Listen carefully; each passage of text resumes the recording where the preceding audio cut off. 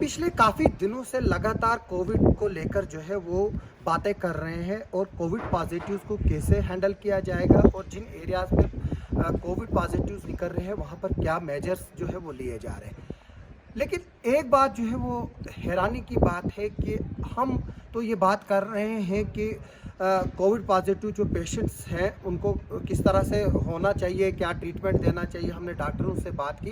पहले जब 1 साल पहले जब ये बीमारी जो है वो आउटब्रेक हुई थी उस वक्त ये सिस्टम चल रहा था कि जो भी पॉजिटिव निकलता था उसको हॉस्पिटल लेते थे और जो उसके क्लोज कांटेक्ट होते थे उनको जो है वो कोविड सेंटर्स में जो है वो रखा जाता था, जिसमें काफ़ी स्कूलों में और जो गवर्नमेंट बिल्डिंग्स है वहाँ पर कोविड सेंटर्स जो है वो एस्टेब्लिश किए गए थे।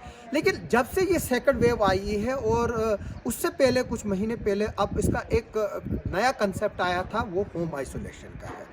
अब जिन घरों में होम आइसोलेशन पेशेंट्स है, चाहे वो किसी घर में 1 हो, किसी में 2 हो या किसी में पूरी एंटायर फैमिली हो, जो घरों में कोविड पॉजिटिव्स हैं जब वो नेगेटिव होते हैं तो उनके बाद जो है वो क्या किया जाए उस घर में। इसमें जो है वो कंसर्न म्यूनसिपलिटीज़ हो, मैं सिर्फ किश्तवाड़ म्यूनसिपलिटी की बात नहीं करूँगा, मैं पूरे जम्मू कश्मीर की म्यूनसिपलिटीज़ की बात करूँगा। जम्मू के जो 2 म्यूनसिपल कॉरपोरेशन है, जम्मू की, श्रीनगर की, उनकी जो है वो बात करूँगा कि उनका रोल क्या है। इस वक्त जो है वो प्राइवेट एनजीओज जो है वो लगी हुई है। जैसे कि आपको पता है कि जो पलमाड़ एरिया किश्तवाड़ का है वो वायरस का हब बना हुआ है और अभी मुझे कुछ देर पहले पता चला सुजना में जो है वो अभी और 9 नए कोविड पॉजिटिव केसेस निकले हैं। तो कुल मिलाकर वहाँ पर इस वक्त 19 केसेस, एक सुजना जो छोटा सा गाँव है, एक हेमलेट है पलमाड़ ब्लॉक का, वहाँ पर जो है वो 19 केसेस इस वक्त एक्टिव है। इस वक्त वहाँ पर एक एनजीओ हिलाल हेल्थ केयर सोसाइटी जो है वो डिसइंफेक्शन कर रही है, स्प्रे कर रही है, फॉगिंग कर रही है। जो काम म्यूनसिपल कमिटीज़ का है या जो डिस्ट्रिक्ट एडमिनिस्ट्रेशन है उसको टीमें कंस्टिट्यूट करनी है, उनको जो है वो करना। क्योंकि एक इम्पॉर्टेंट चीज़ है कि जिस घर में कोविड पॉजिटिव पेशेंट है, जब हम हॉस्पिटलों को डिसइंफेक्शन कर रहे हैं, जब हम एम्बुलेंसेस को डिसइंफेक्शन कर रहे हैं, जब हम बाकी चीज़ों को डिसइंफेक्शन कर रहे हैं, जिस जगह पर मस्जिदों को हमने देखा है कि जो एनजीओज है वो कर रही है। हालांकि म्यूनसिपलिटीज़ के जो लोग हैं वो काफ़ी कोशिशें कर रहे हैं, उनके जो छोटे वर्कर्स हैं, हमने देखा पिछले साल वो सड़कों पे भी फॉगिंग करते थे, बाकी जगह भी करते थे। लेकिन जो गवर्नमेंट है उसको क्या करना चाहिए, क्या ये बात एनजीओज तक की है। और अब जो है मेरी रिक्वेस्ट है, मैं इस जो ये वीडियो है इसके ज़रिए एडमिनिस्ट्रेशन और गवर्नमेंट के कानून तक ये बात पहुँचाना चाहता हूँ कि उनके पास क्या प्लान है। जिन घरों में कोविड पॉजिटिव पेशेंट रह रहे हैं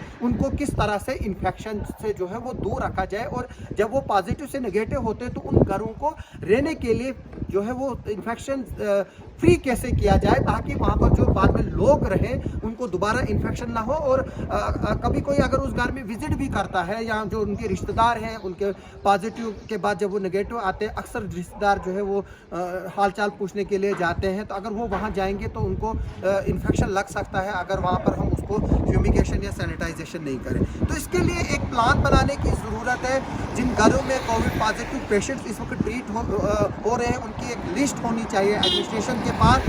जो वो लिस्ट जो उन चाहे वो म्यूनसिपलिटी कमेटी की टीम हो या डिस्ट्रिक्ट एडमिनिस्ट्रेशन की टीम जो है वो उसमें जो है ऑफिशियल्स कंस्टिट्यूट किए हों, तो जैसे ही वो वहाँ से नेगेटिव उनकी रिपोर्ट आए या जो वो टाइम पीरियड पूरा हो जाए, जिसके बाद ऑटोमेटिकली, क्योंकि आप दूसरा टेस्ट नहीं करते हैं, जब एक बंदे को टेस्ट करते हैं अगर वो पॉजिटिव निकलता है तो जो 14 दिन है उसके लिए तकरीबन मैंडेटरी है कि वो उसका जो इन्फेक्शन है वो रहेगा, और 14 दिन के बाद जो है उसको कोई प्रॉब्लम नहीं है। आज अब सेकंड टेस्ट नहीं कराते, पहले सेकंड, थर्ड, फोर्थ कराते थे। जब तक पॉजिटिव से नेगेटिव नहीं आता था तब तक बंदे को जो है वो डिस्चार्ज नहीं करते थे। अब जो टाइम पीरियड है जब तक वो पूरा नहीं होगा उसके बाद ही जो है वो पेशेंट ऑटोमेटिकली जो है उसको नेगेटिव डिक्लेयर किया जाता है, उसका कोई टेस्ट नहीं होता। तो उसके बाद जैसे ही ये पीरियड उस घर में जो है वो ख़त्म होगा तो जो एडमिनिस्ट्रेशन की टीमें होंगी उनको क्विक रिस्पांस करके जो है वो उन घरों में जाकर उनको डिसइंफेक्ट करना होगा, ताकि जो वो घर है वो महफूज हो सके और जो इन्फेक्शन है बाकी जगह फैलने से रोका जा सके। अब देखते हैं हम कि जैसे मैंने आपको बताया कि पलमाड़ में इस वक्त जो है वो हिलाल हेल्थ केयर सोसाइटी के लोग जो है वो मास प्यूरिफिकेशन और मास सैनिटाइजेशन कर रहे हैं। ये एक एनजीओ है जो कि इस वक्त लोगों के चंदों से जो है वो पैसे जमा कर रहे हैं, लोग डोनेट कर रहे हैं इनको। मेरी रिक्वेस्ट है उन लोगों फंडिंग करें और उनको जो है वो डोनेट करें, क्योंकि हमने देखा कि पिछले दिनों गवर्नमेंट का एक आर्डर निकला है 2.5 करोड़ जो है वो डिप्टी कमिश्नर्स को दिए गए हैं। इवन के पंचायत और डीडीसी मेंबर्स को भी काफ़ी पैसा दिया गया है। हम उम्मीद करते हैं कि उस पैसों का हिस्सा भी जो है कुछ जो डीडीसी मेंबर्स हैं या पंचायत का जो शेयर है इसी कोविड को टैकल करने में जो है वो यूटिलाइज होगा। और जो दूर दराज इलाके में इस वक्त किश्तवाड़ में कोविड पसार रहा है, चाहे वो छात्र हो, पलमाड़ हो, यहाँ पर किश्तवाड़ टाउन के जो काफ़ी एरियाज़ है। हालांकि मैं आपको एक बात बताऊंगा, पिछले 2 दिनों में 138 के करीब लोग जो है वो यहाँ पर रिकवर होकर अपने घरों में जा चुके हैं।